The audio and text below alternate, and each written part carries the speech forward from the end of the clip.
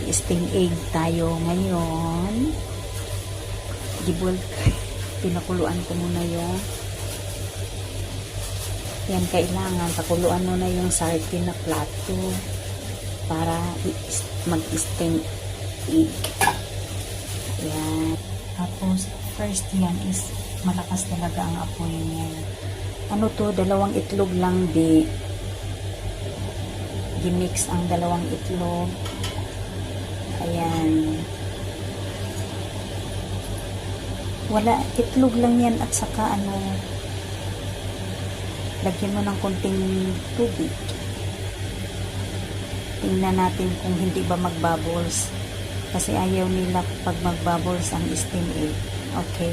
So, 2 itlog lang yan at saka kalahating bowl na tubig. Tapos takpan na natin. Okay. So, i-full ang fire natin. Pinakalakas. Tapos, 5 minutes lang. Pagkatapos ng 5 minutes, off na ang apoy. Okay. So, yun ang time natin. 5 minutes lang talaga siya. Hindi pwedeng maglampas. Okay. Matapos siya sa 20 and 2 minutes. So, tingnan na natin yung steam egg. Tulaga!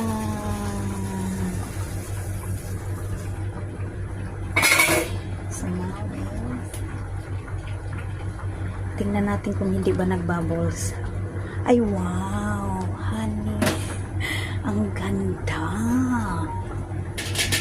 Very good. Oh, hindi na siya hindi na mag-moves yung egg, kaya luto na siya. Very good yung steam egg natin ngayon. Yan, only 5 minutes lang talaga. Itlog lang yan, kung wala kayong budget, so itlog na lang i-steam nyo. Ang sarap. Lagyan nyo ng ano dyan, mamaya, lagyan natin. Wow, perfect ang steam egg natin ngayon. As in, lagyan ko ng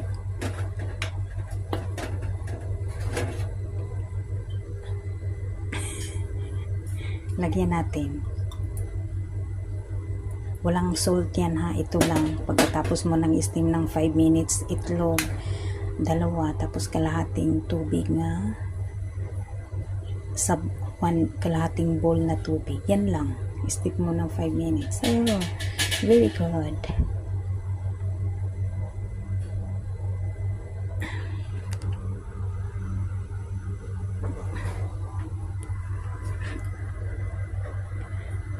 Yan ang gusto nila, hindi magbubbles. Yan.